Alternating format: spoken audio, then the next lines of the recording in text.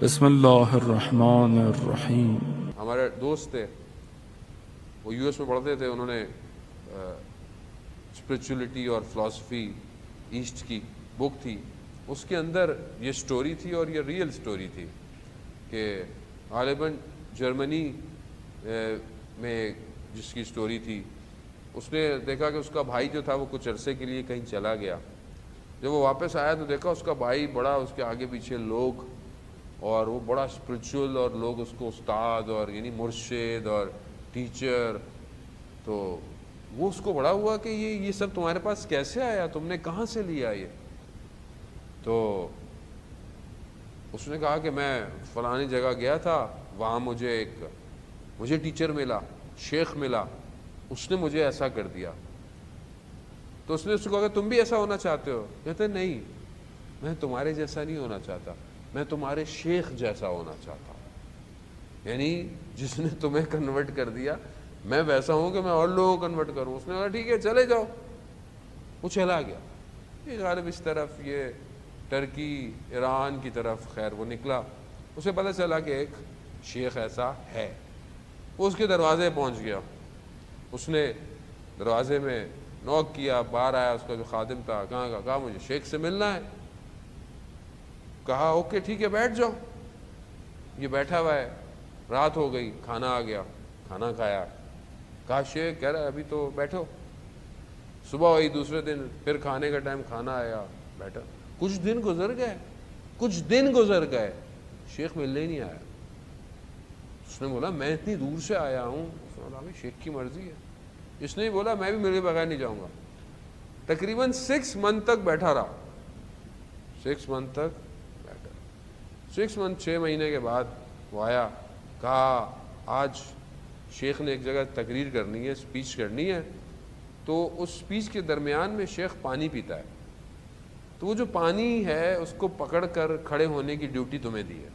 یہ بہت خوش ہو گیا کہ میری شیخ سے ملاقات ہو جائے گی، زیارت ہوگی۔ یہ کھڑا ہو گیا، اسپیچ سٹارٹ، پانی لے کے کھڑا ہوا ہے۔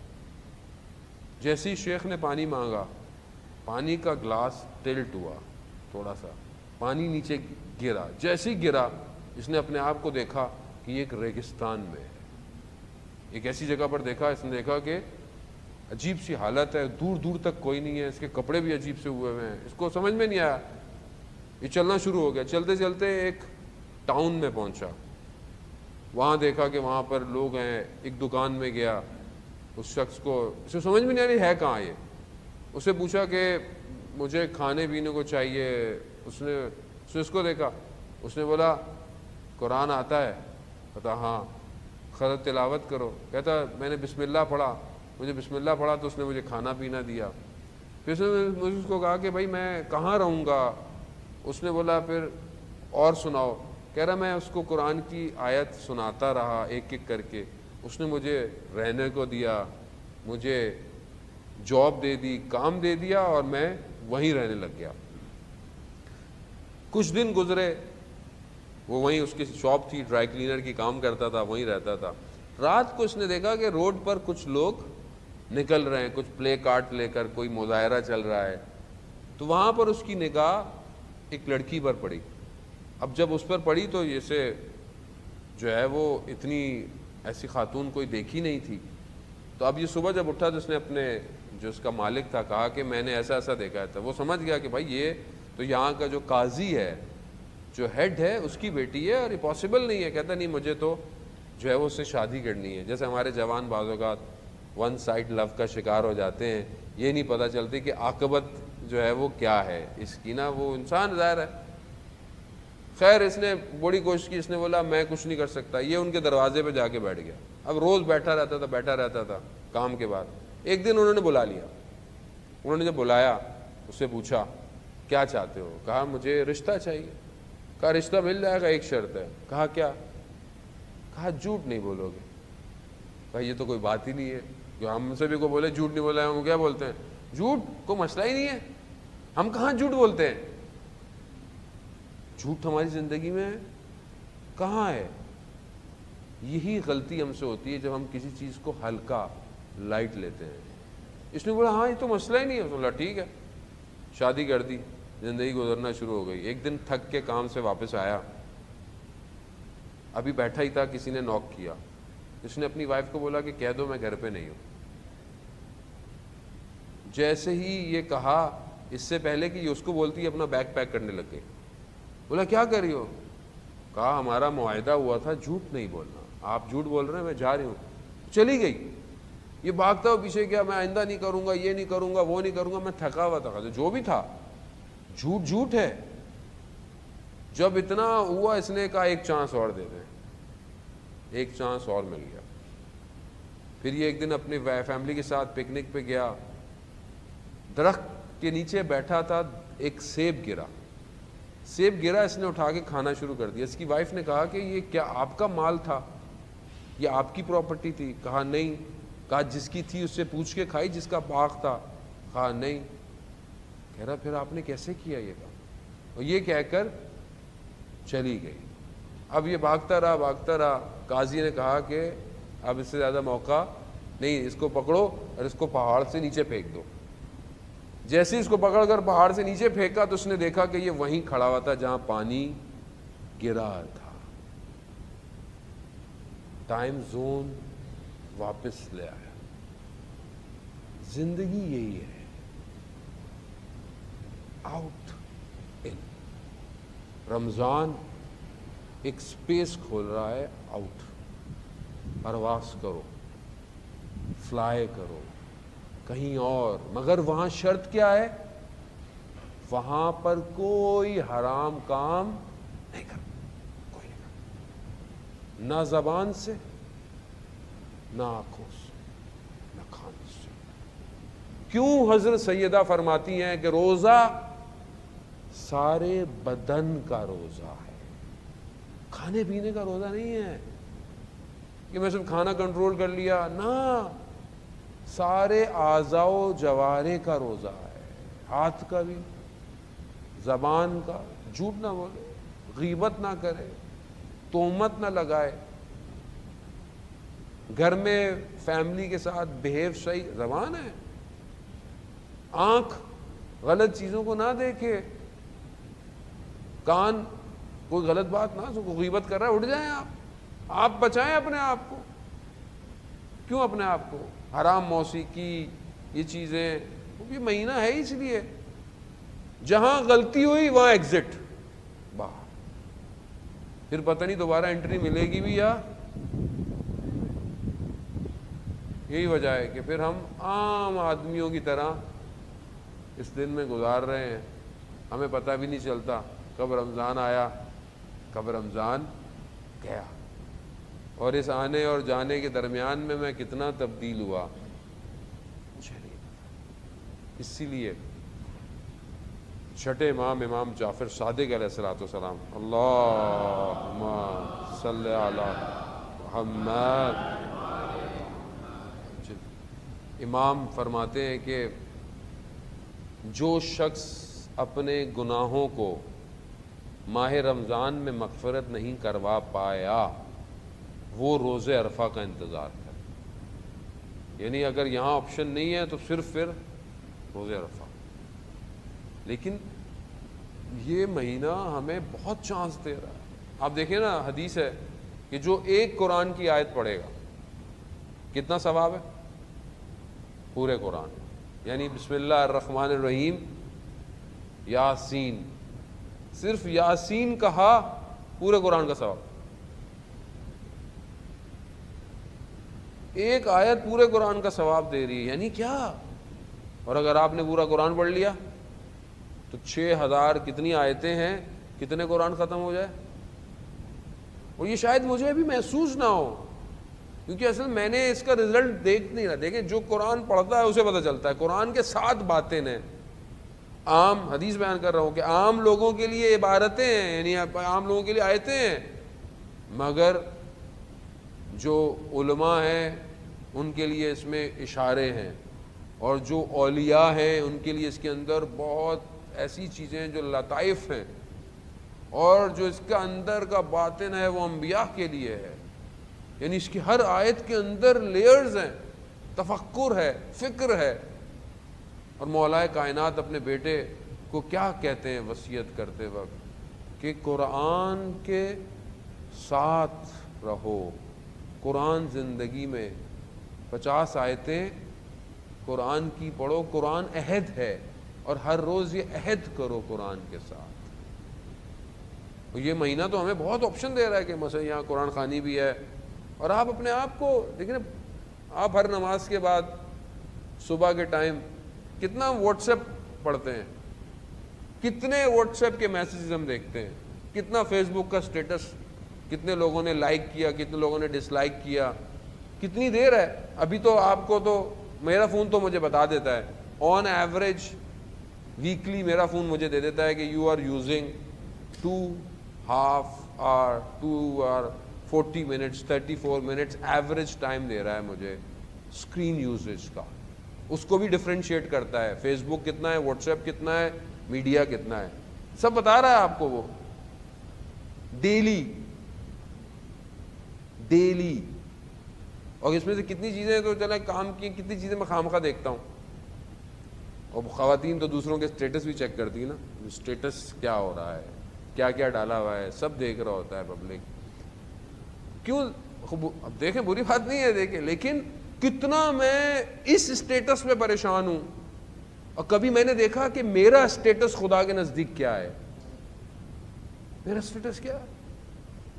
میں تو یہاں کلک کر کے لوگوں کا اسٹیٹس دیکھ لیتا ہوں, اور خدا جو مجھے دیکھ رہا ہے میرا اسٹیٹس کیا ہے خدا کے نزدیک. تو یہ اپرچونٹی کے عزیزان محترم, ہم خود دیکھیں جب تک آپ خود نہیں ہلیں گے کون ہلائے گا. میں کیا, بڑے بڑے آیت اللہ آ جائیں کچھ نہیں کر سکتے. انبیاء کے قوموں کو چلے گئے, انبیاء چلے گئے, حضرت نوح 950 سال تبلیغ کرتے رہے, کتنے مسلمان ہوئے. کیونکہ دیکھیں انبیاء کا کام بھی پیغام پہنچانا ہے, ہدایت اللہ کے ہاتھ. خدا قرآن میں کہتا ہے میں جسے چاہتا ہوں ہدایت دیتا ہوں. آپ بولے یار اللہ چاہ ہی نہیں رہا تو میں کیا کروں. نہیں, ایسا نہیں ہے. تفسیر میں یہ جو آیات ہیں کہ اللہ جسے چاہتا ہے ہدایت دیتا ہے, یہ ہدایت ثانوی ہے, یعنی سیکنڈ ہے. پہلی ہدایت آپ کو خود ایک قدم اٹھانا ہے. آپ جب پہلا قدم اٹھائیں گے تو خدا پھر آپ کو اور آگے لے کے جائے گا. اگر آپ پہلا قدم ہی نہیں اٹھا رہے کھڑے ہوئے تو آپ کو کون ہلائے گا. جب آپ خود ہی نہیں ہلنا چاہتے, خود ہلیں, خود اپنے لیے اصول بنائیں, رولز بنائیں. دیکھیں آپ مثلا آپ پورا دن فون یوز نہ کریں تو کیا ہوگا, قیامت آ جائے گی.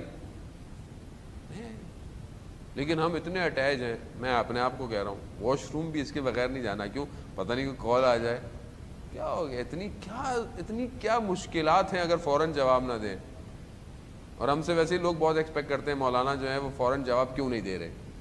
نہیں, مولانا 24/7/365 ڈیز ہونا چاہیے ہمارے لیے, ہر وقت آن لائن. یعنی اس کی زندگی نہیں ہے. ہمیں کیا پتا مولانا آسٹریلیا میں کبھی صبح ہوتی ہے, امریکہ میں کبھی ہوتی ہے, وہ ادھر سے میسج کرتا ہے, وہ ادھر سے میسج کرتا ہے, وہ کہتا ہے مجھے تو ابھی جواب چاہیے. خوب یہ بھی توفیق ہے اللہ کی طرف سے کہ خدا اس قابل سمجھتا ہے کہ لوگ ہم سے رابطہ کریں. لیکن بہرحال ہمیں بھی تو اس سے رابطہ کرنا ہے. اگر ہمارا رابطہ اس سے نہ ہوا تو یہ سارے رابطے فیک ہیں, یہ سارے رشتے ایلوژنز ہیں. اگر حقیقی رشتہ قائم نہ ہوا, اصل وہی ہے. یعنی میری زندگی میں اگر خدا نہیں اور سب کچھ ہے تو پھر کیا کروں گا میں. امام حسین علیہ السلام کیا فرماتے ہیں دعا عرفہ میں, اے پروردگار جس نے تجھے پا لیا اس نے کیا کھویا, اور جس نے تجھے نہ پایا اس نے کیا پایا. جس نے تجھے کھو دیا اس نے کیا پایا. تو جس کے پاس خدا ہوگا اس کے پاس سب کچھ. ایک قرآن کی آیت, پورا قرآن, اور یہ شاید ہمیں یہاں پہ بتا رہا ہوں لیکن آپ پڑھیں, آپ کی لائف میں اثر آئے گا, میٹرلسٹک لائف میں اثر آئے گا. اسپرچول تو الگ ہے. اور پھر جب انسان چلا جائے گا دنیا سے تو پروردگار ایک لباس, ایک تاج پہنائے گا. ایک ہاتھ میں جو ہے وہ اس کو خلد, اور ایک ہاتھ میں بہشت, اور ایک ہاتھ میں امر دے گا, اور کہے گا قرآن کی آیتیں پڑھتے چلے جاؤ, پڑھتے چلے جاؤ. ایک ایک آیت پڑھتا جائے گا, جنت کے لیول بڑھتے چلے جائیں گے. وہ ابھی جوانی ہے, ابھی پڑھ سکتے ہیں, پڑھ لیں. کب پڑھیں گے؟ ہیری پوٹر لینے کے لیے لوگوں نے لائنیں لگائیں کتاب کے لیے. دنیا کی کتاب ہے, دنیاوی کتاب ہے اور شیطانی کتاب ہے, پوری شیطانی الہام ہے, ٹھیک ہے. اور بچے ہمارے جو ہیں وہ پڑھتے ہیں, اور آج کل ہم بھی اپنی شیلف میں رکھتے ہیں. It's in a very class. Harry Potter ہماری بک شیلف میں ہے, اور وہ کتاب جسے پروردگار کہہ رہا ہو ہدی للمتقین, ہدایت ہے. اور اس مہینے میں الذی انزل فی, ہم نے اس مہینے میں اس کتاب کو نازل کیا جو کیا ہے, ہدایت بھی ہے اور فرقان بھی ہے. یہ وہ کتاب ہے جس کے لیے خدا خود کہہ رہا ہے کہ میں اس کی حفاظت کروں گا تا قیامت. معجزہ ہے, سب فیک ہے, سب کچھ ہمارا بنایا ہوا ہے. یہ وہ ہے کہ جو ثابت ہے. یہ کتنی ہے میری زندگی میں, کتنا ہے, کتنا میں اس سے اٹیچ ہوں. یہی یہاں بھی کام آئے گی, یہ وہاں بھی یہی کام آئے گی. میں یہ نہیں کہہ رہا کہ آپ باقی کام چھوڑ دیں, بزنس چھوڑ دیں, پڑھائیاں نا سب, مگر یہ کہاں ہے. دیکھیں ہم زندگی میں اتنا ریس میں لگے ہوئے ہیں, میں یہ لے لوں, میں یہ گھر لے لوں, میں یہ گاڑی لے لوں. اچھی بات ہے زندگی میں, اسلام منع نہیں کرتا آپ کو, لیکن اس پورے کاموں میں کہیں اپنے خدا سے تو دور نہیں ہو رہا. اس سارے کاموں میں اپنے رب سے دور تو نہیں ہو رہا. خود میں خود روکوں. یہ مہینہ بیسیکلی مجھے روک رہا ہے. اسٹاپ, کہاں جا رہے ہو, واٹ آر یو ڈوئنگ. جیسے آپ کو کبھی کبھی پولیس روک دیتی ہے, کبھی سگنل ریڈ ہو جاتا ہے تو آپ کو رکنا پڑتا ہے, اسپیڈ لمٹ سے کیمرے لگے ہوئے ہوتے ہیں. یہ مہینہ اصل میں مجھے روک رہا ہے کہ کہاں جا رہے ہو. تم صرف مادی پرواز میں لگے ہوئے ہو. مانوی پرواز کیا ہے؟ آیت اللہ مصباح جزدی حفظ اللہ فرماتے ہیں کہ یہ بالکل ایسے ہے کہ جیسے ایک پرندہ ہو اور اس کے پاؤں میں ایک زنجیر ہو. پرندہ اڑ نہیں پاتا. کہتے ہیں یہ زنجیر میٹلسٹک, مادی دنیا. اس مہینے میں خدا اس زنجیر کو کھول رہا ہے. پرواز کرو, پرواز کرو, اڑو. حدیث میں الدنیا سجن و مومن, دنیا جو ہے وہ مومن کے لیے کیا ہے؟ زندان ہے, پکڑ کے رکھتی ہے. خوب یہ مہینہ میں دے رہا ہے کہ دیکھو اڑو, چھوڑ دو اپنی خواہشات, کھانا پینا سکم پہ کنٹرول کرو, آنکھوں پہ کنٹرول کرو, قرآن پڑھو, پرواز کرو. تو ہم بہرحال پوری کوشش کریں گے کہ اس مہینے میں جو ہے وہ پرواز کریں. وہ والی تو خیر آپ جہاز پہ کر لیجئے گا, مانوی پرواز انشاءاللہ ہم کریں. اور دیکھیں آپ خود چاہیں گے تو یہ ہوگا, آپ لوگ نہیں چاہیں گے تو میں کچھ نہیں دے سکتا آپ کو. اصل میں اپنی مرضی سے آپ کو کچھ نہیں دے سکتا. آپ کے اپنے وجود کو چاہیں گے تو میرے اندر سے باہر آئے گا. ریسیپٹیو ہوں گے تو سگنل اسٹرانگ ہوں گے. اگر آپ نے ہی اپنے آپ کو فلائٹ موڈ پہ کر دیا تو سارے کنیکشن کٹ, کچھ بھی نہیں ملنے والا. تو بہرحال کوشش کریں کہ ہم اس مہینے میں اپنے پروردگار کے قریب ہوں, اسی دعا کے ساتھ کہ میرے سامنے گھڑی بھی کوئی نہیں ہے, البتہ میں اپنے حساب سے میرے خیال میں ٹائم ہو گیا ہے میرا, اور آپ لوگ ویسے ٹائم کے بڑے پابند ہیں سارے. اور بعض کمیونٹی تو اتنی پابند ہوتی ہے کہ بعض جگہوں تو مائک بھی بند کر دیتے ہیں کہ مولانا ٹائم زیادہ ہو گیا ہے. بہرحال مجھے تو ویسے ہی شوق نہیں ہے بہت زیادہ پڑھنے کا, لیکن یہ کہ بہرحال جتنا بھی پڑھا جائے سنا جائے, ہماری دعا یہ ہونی چاہیے کہ پروردگار ہم اس پر عمل کریں. اسی دعا کے ساتھ کہ پروردگار جلد سے جلد امام زمانہ کا ظہور فرما, ہمیں ان کے ناصروں ان کے مددگاروں میں شمار فرما, جو پریشان حال ہیں ان کی پریشانیوں کو دور فرما. اس ماہ مبارک کی برکتوں رحمتوں کو ہم سب پر نازل فرما. خاص طور پر اس کمیونٹی میں, اس ملک میں, اس جگہ پر ہمیں آپس میں محبت اور اتفاق کے ساتھ رہنے کی توفیق عطا فرما. جو بھی مشکلات ہیں, پریشانیاں ہیں یہاں کی, اس مہینے کی برکت سے پروردگار انہیں ہم سے دور فرما. جو بھی بیمار ہیں, بزرگ ہمارے ہمارے گھروں میں یا جنہوں نے دعا کے لیے کہا ہے، پروردگار اس مہینوں کی برکتوں کے ذریعے سے ان سب کی بیماریوں کو دور فرما۔ جو ہاسپٹل میں ہیں، کینسر کے مریض ہیں، بہت سارے لوگوں نے کہا ہے، پروردگار جلد سے جلد انہیں شفائے کاملہ اور عاجلہ عطا فرما۔ پروردگار جو بے روزگار ہیں رزق حلال عطا فرما، جو برسر روزگار ان کے رزق میں ترقی اور کشادگی عطا فرما۔ ہمارے گھروں کو قرآن کی تلاوت سے منور فرما، ہمیں بہترین طریقے سے اس ماہ مبارک کو گزارنے کی توفیق عطا فرما، ہمیں اس مہینے میں جو دعائیں ان سب کو پڑھنے کی توفیق عطا فرما۔ پروردگار مسلمان جہاں بھی ہیں ان کی جان مال عزت آبرو کی حفاظت فرما، اور جہاں بھی لوگ عبادتیں کر رہے ہیں، درس ہو رہے ہیں، مجلسیں ہو رہی ہیں، ان سب جگہوں کی پروردگار حفاظت فرما، اور ہمارے علماء کرام، مراجع کرام سب کو طول عمر سلامتی عطا فرما۔ اور جہاں بھی جو لوگ پاکستان میں بھی مظاہرے چل رہے ہیں کہ وہ بہت سارے لوگ بے گناہ اسیر ہیں، پروردگار تجھے کوفہ اور شام کے اسیروں کے صدقے میں جلد سے جلد ان اسیروں کو رہائی عطا فرما۔ پروردگار ہمیں کوئی غم نہ دے سوائے غم حسین کے۔ اللہم ارزقنا زیارت الحسین فی الدنیا و شفاعتہ فی الآخرہ۔ صلوات بھیج دے محمد و آل محمد۔